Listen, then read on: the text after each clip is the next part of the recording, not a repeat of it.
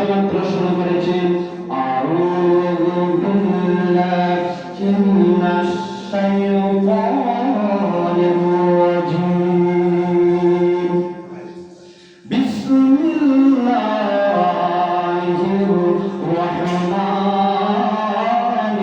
রাহিম। হযরত আবু বকর বলেন, কেউ সবেমাত্র কোরআন শরীফ তেলাওয়াতের উদ্দেশ্যে আউযু বিল্লাহ তেলাওয়াত করে তারপরে বিসমিল্লাহ সবেমাত্র তেলাওয়াত করেছে, আমি আবু বকর রাসূলের কাছে শুনেছি যে ব্যক্তি ঈমানের সহিত ইয়াকিনের বিশ্বাসের সহিত একবার মাত্র বিসমিল্লাহ শরীফ তেলাওয়াত করবে আর আমার নামায় 10,000 নেকি লেখা হয়ে যাবে। আল্লাহ নবী বলেছেন, একটু আওয়াজ দিয়ে বলুন সুবহানাল্লাহ।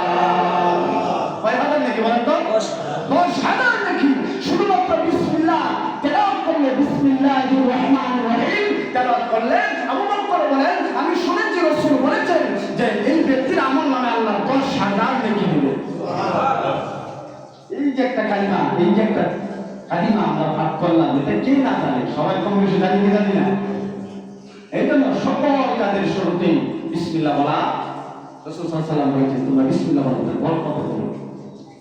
তবে আপনার খারাপ কাজের উদ্দেশ্যে না, কাজ হলে তো ভালো। একটা মানুষ শুরু করবো যাইতেছে বিসমিল্লাহ করে দেবো, বেরিয়ে তালাক দিতেছে বিসমিল্লাহ করে দেবো, কি বলে? এই যত ভালো কাজ আছে, এই ভালো কাজের শুরুতে আপনার যে কাজগুলো আপনার জন্য অত্যাবশ্যক করতে হবে আপনার জীবনের জন্য, এই সমস্ত কাজগুলো শুরু করবেন কি না বলেন তো? বিসমিল্লাহ। হযরত আবু বকর শুধু তাই না, 10,000 নেকি তো তার নামে লেখা হয়।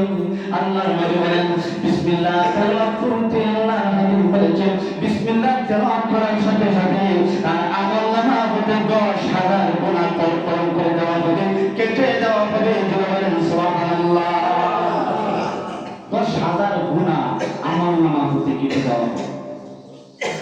কোরআনের কারীমের তেলাওয়াতের শুরুতে যদি কেউ বিসমিল্লাহ বলে, সুবহানাল্লাহ, এটি এমন ফারুকের নিকটে বাদশা কায়সার তিনি আসলেন, ওমর আমি ইসলাম ধর্ম গ্রহণ করেছি। কি হয়েছে? ওমর আজকে কয়েকদিন হয়ে যায় আমার প্রচন্ড মাথা ব্যথা, অনেক ডাক্তারে দেখাইছি কিন্তু ডাক্তারে আমার এই ব্যথার কথা বলতে পারে না, রোগের ওষুধ দিতে পারে না। ওমর অনেক ডাক্তার ফেল হয়ে গেছে, ডাক্তারে কোনো ধরতেই পারে না কি হয়েছে। এরকম আছে না মানুষ, প্রফেসর আমাদের একটা রোগ হয়েছে কিন্তু ডাক্তার তো বলতে পারে কি জমি যাকে মৃত্যু আলিঙ্গন করবে, যাকে মৃত্যুর রূপ ধরবে, ওকে বাঁচাইতে পারবে কেউ? আর আমার আল্লাহ যদি বাঁচায় দেয়, ওই লোকটাকে মারার মতো ক্ষমতা কারো আছে? কারো নেই। রাখি আল্লাহ মালিকি।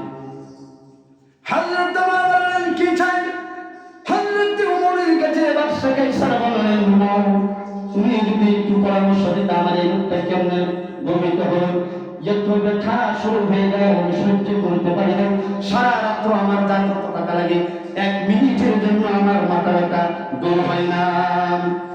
হযরত ওমর বললেন, আপনি আগামীকাল গেলেন। হযরত ওমর ফারুক আযম রাদিয়াল্লাহু তাআলা কি করলেন? একটা টুপি তৈরি করলেন। ওই টুপির মাধ্যমে বাবা এক পৃষ্ঠার মাধ্যমে একটা কাগজের মধ্যে লিখলেন বিসমিল্লাহ। সবাই বলুন বিসমিল্লাহির রহমানির রহিম। এই যে বললেন, এই যে আমি বললাম যে আপনারা বলেন, এই যে বললেন হযরত আবু বকরের হাদিসে অনুযায়ী বিসমিল্লাহ শরীফ পাঠ করলে 10,000 নেকি। এটা আপনারা লাভবান হলেন না? হযরত ওমর কি করলেন? এই বিসমিল্লাহ সুন্দর করে লিখে টুপির মাধ্যমে তিনি সেলাই করে দিলেন, ওই বাদশাকে দিলেন। পরের দিন বাদশা আসলেন, ওমর বললেন ওই টুপিটা নিয়ে টুপিটা ব্যবহার করবেন। হযরত ওমরের দেওয়া টুপিটা বাদশা মাথার দেওয়ার সাথে সাথে মাথা ব্যথা হয়ে গেছে। আওয়াজ দিয়ে বলতে হবে মারহাবা। হ্যাঁ আমার বাবা, হ্যাঁ আমার আল্লাহর বান্দা রাসূল সাল্লাল্লাহু আলাইহি ওয়াসাল্লামের সাথে ও মুরব্বি বাবারা, হযরত ওমর যখন এই নবী টুপি দিলেন, বাদশা কি করলেন? টুপি পরিধান করে রাখলেন। কিন্তু হঠাৎ করে বাদশা কি করলেন? টুপিটা এক সময় একটু খুলে তিনি মনে করেন যে টুপিটা খুলে দেখি এখন আরাম হয় কিনা।